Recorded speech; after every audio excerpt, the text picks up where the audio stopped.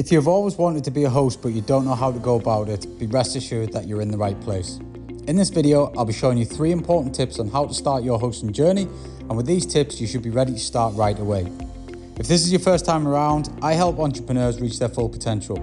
Hit that subscribe button and notification bell right now so you don't miss out on any of my future videos. Let's get right to it. Most people consider hosting a very heinous task. That is something that requires some type of special skill.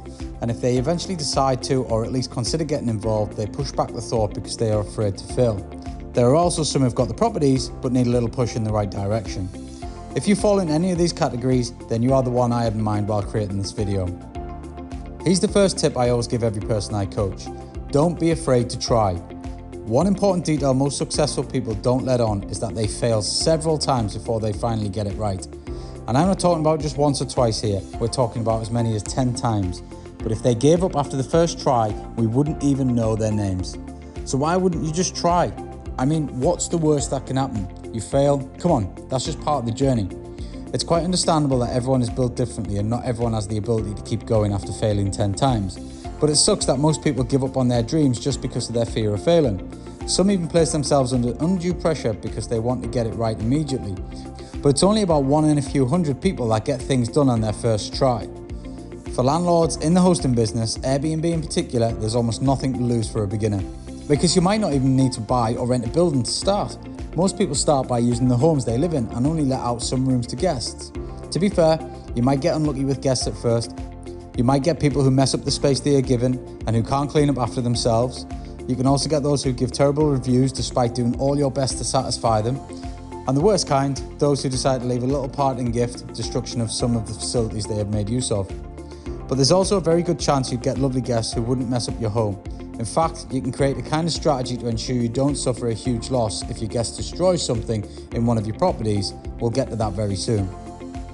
However, the only way you'll progress as a host is if you're not afraid to try. For those who have started and are looking to grow and expand, this is also for you. You might be looking at renting more homes in your vicinity or in an entirely different state or county to provide your hosting services to.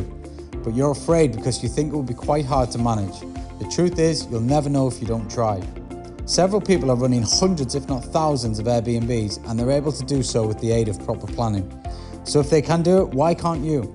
Now that we've emphasized how important it is to get started, let's move on to the next. Be unique. One thing about customers is that they easily get tired of the same old stuff, no matter how good it is. Even the most popular brands in the world have to always do something new and interesting to keep their customers hooked. And for the case of Airbnb, since customers have quite a number of options, they are always more likely to choose a home which offers something slightly different or unique. One time, a certain client I was mentoring decided to convert his home into a smart home, featuring a number of James Bond style appliances. And even though most guests didn't even use most of the devices, it helped this landlord attract a number of guests. Also, if a customer checks out the listings of an Airbnb in a particular vicinity and sees a description that says bed available and breakfast is delivered by McDonald's next door, while the other says fresh breakfast made by an in-house chef available, guests can also make use of the kitchen if they want to. The customer would most likely go for the latter, especially if they had to pay similar amounts, because who would choose McDonald's over a freshly made breakfast? Although there's more to hosting than providing freshly made breakfast, what I'm trying to make you see is that you have to make your services stand out. You have to rack your brain and carry out proper research on ways to provide premium services for your customers. You could even check out what top hosts around the globe are doing, and this will provide inspiration on what you could do differently. If you're still watching this video, then you must be enjoying it. To get more videos like this, you have to hit the subscription button and notification bell. So let's get back to our discussion. Some well-known hosts take their time to go through listings of Airbnb around them to see what services they're rendering. They pen down those that feel would be a right fit and those that might consider including in the future. While other times they go through the services rendered by their competition just to know what they lack. These tactics are all just to ensure that the services you're providing as a host are not the same with every landlord in the area. One other thing to note is this. Sometimes when you introduce something unique, it might not work for your customers, but it might work for a host based in another city or country. This is where experimenting comes to play. When I say experimenting, it means you should gradually introduce the new features to perceive your customers' reaction to them. For instance, if you decide that one of the unique features of your Airbnb is the presence of a hot towel to use in the bathroom during winter, that's quite thoughtful as it generally improves the quality of stay. but while it's a great thing, some would want their towel at room temperature. Another example of a unique feature that could be introduced is the provision of tour guides to guests new to your city.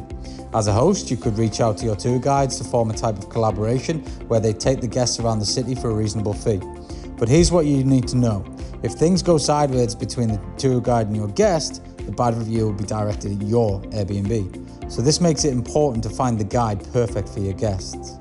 Proper planning. To achieve the utmost success, you need to carry out proper planning. Mind you, it's not just by saying, I'll do this and I'll do that. You have to create policies and strategies regarding the services you want to render. For hosting services, there's a lot that needs to be put in place so that your guests would have the sort of experience they paid for. One great way to kickstart your planning is by determining what you want the theme of your Airbnb to be. For some, they want to have a very homely theme where the guests would feel like they've never left home. Others have created a sort of green environment where nature-loving guests would feel right at home and never want to leave. Either way, you might have to do a little research on what is currently trending and what guests in your city are looking for. When that is decided, you'll move on to determine how much money you're willing to pump into the project. Because even though you might be convinced that you'll earn your money back, it's not guaranteed that it will happen at the time you predicted. This is also important because it would help you determine the fee you intend to charge your guests. If you truly want to earn profits and become an Airbnb entrepreneur, it's equally important that you pay attention to your finances closely. Every amount you spend, every dime that goes into the project, as I said, this would help determine how much you charge and will help you stay in profit. It's also very important to strike a balance whilst trying to work out the fee. Make sure you're charging enough to get a good profit, and it's important that your price is within the range that is being paid within the vicinity. Unless you only want to host to wealthy guests, then you can ask for as much as you want, so far as you're ready to offer a premium service. You must also be willing to know if you'd be willing to offer a refund if the customer requests it. This is important to figure out because it often causes disagreements between the host and the client. Besides the price, you also need to create rules and regulations that you'd like your guests to follow. In some Airbnbs, the owners leave cute sticky notes with instructions on how to use the facilities available. While some consider leaving notes to be tacky, the most important thing is to find a method that works for you. For instance, if you have a 10 a.m. checkout time policy, make sure it's strictly followed. If any guest refuses to leave at the right time, make sure they pay extra fees because this means they have ruined your careful planned out schedule. You should also create policies regarding pets, smoking and hosting parties. If you don't mind them, you should state them.